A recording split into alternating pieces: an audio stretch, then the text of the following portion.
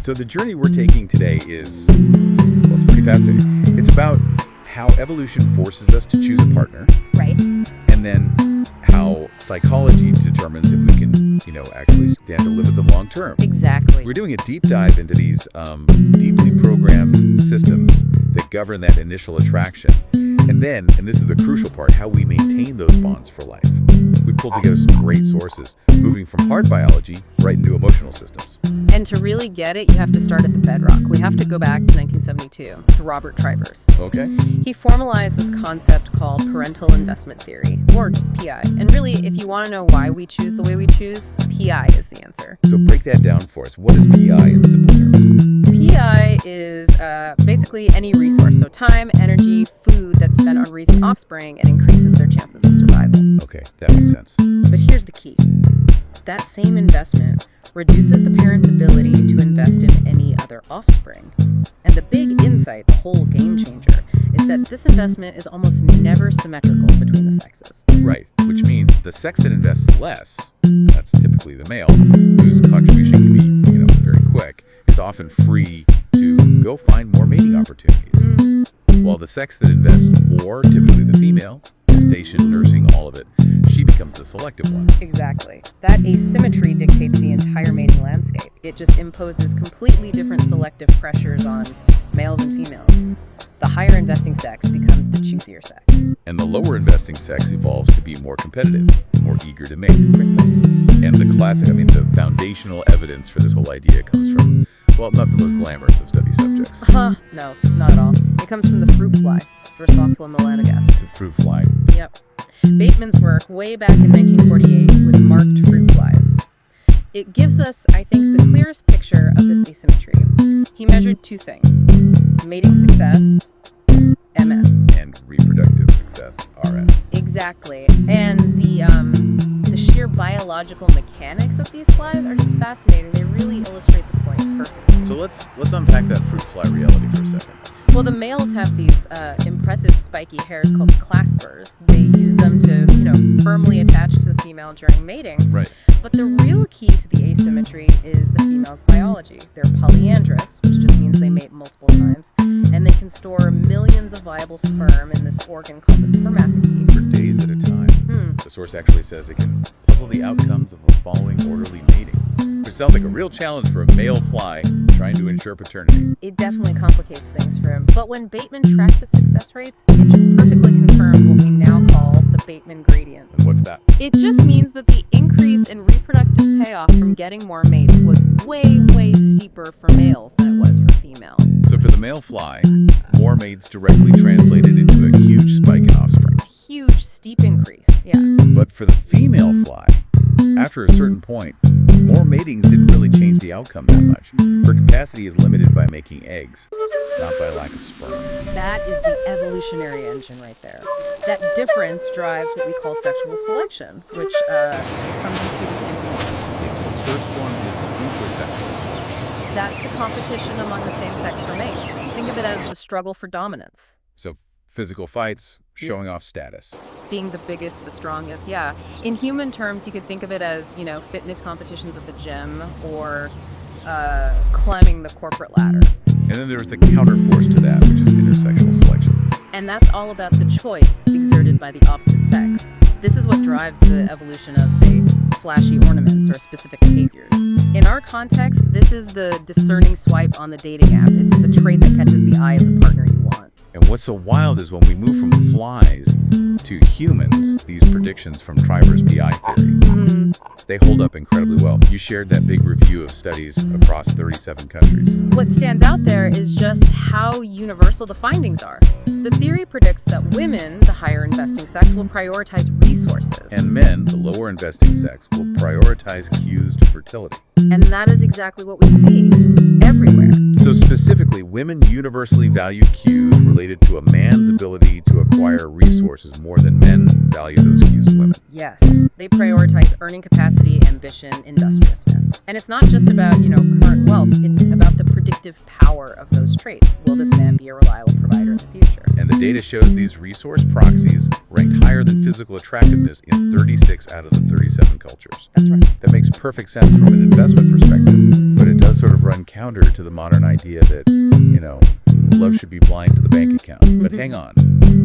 If physical attractiveness ranks second for men, right after mutual love, doesn't that suggest that maybe we're overstating the purely evolutionary part in modern dating? That's a great question. And you're right, mutual love and attraction are like the baseline for both sexes. But it's the ranking of the traits right after that baseline that confirms the asymmetry.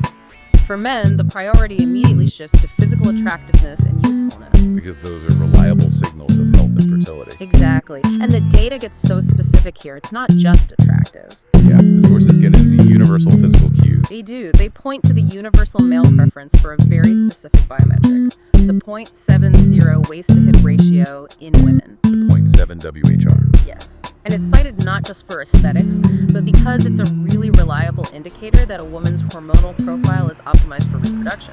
It's a physical sign of robust endocrinological status. So evolution gives us these baseline priorities, but our preferences aren't totally fixed. They shift based on what we're looking for. Correct. And that brings us to sexual strategies theory, which basically says context is everything.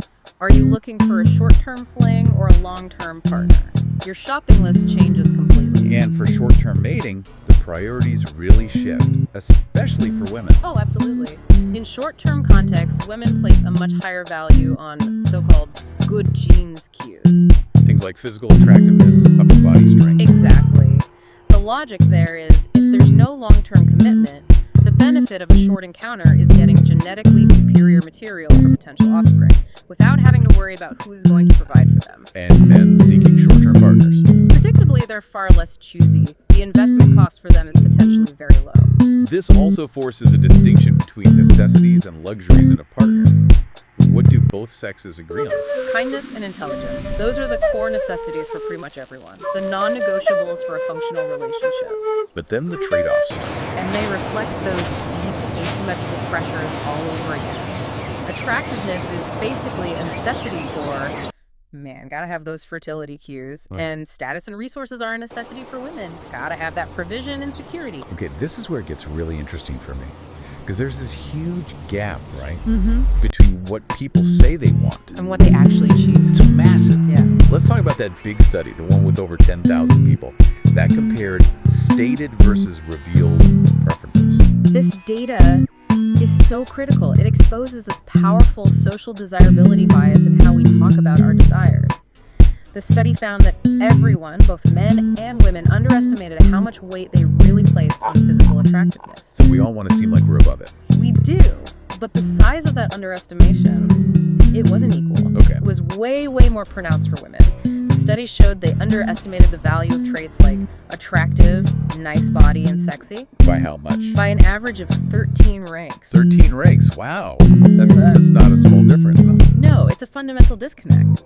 And conversely, their stated preferences actually overestimated how much they valued traits like ambitious or financially secure compared to what their real-world choices reflected. So the key takeaway is that while women say they prioritize ambition and finances, their choices show physical attraction plays a much more powerful, maybe subconscious role than they're willing to admit. It speaks volumes about societal expectations versus, inherent biological drivers. But ultimately, regardless of this gap, the data confirms a basic truth. We tend to mate assortatively.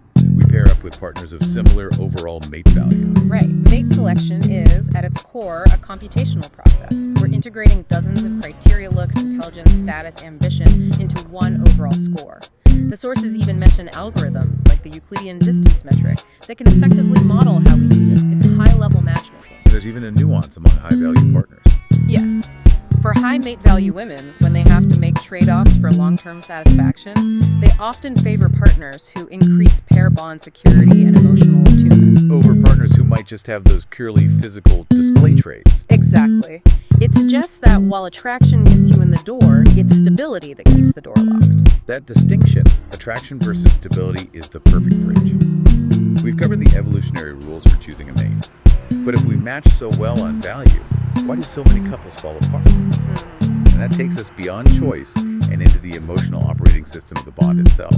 attachment theory. Right. Attachment theory shifts the focus completely. We're not talking about selection anymore. We're talking about how we maintain that emotional connection. It all started with John Bowlby, looking at how our earliest experiences with caregivers shape our expectations for all future relationships. And the quality of that early care, whether it's sensitive and responsive or, inconsistent and dismissive, that's what forms our internal working models, our IWMs. These IWMs are basically our mental templates. They hold our fundamental beliefs about our own self-worth, like, am I worthy of love? And our expectations about others, can I count on people when I need them?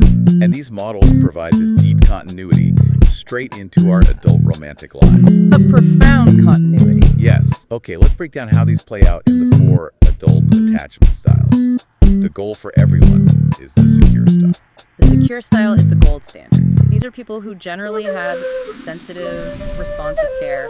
As adults, they're resilient, they're comfortable with both intimacy and independence, they trust their partners, and they communicate their needs effectively. They're emotionally regulated. Then we get into the insecure style. First up is the anxious or preoccupied style. This one is often rooted in inconsistent childhood care. Sometimes the caregiver was available, sometimes they weren't. So as adults, these people crave extreme closeness, but they really struggle to trust. They see any space in the relationship as a threat. A major threat. It provokes fear, panic, jealousy.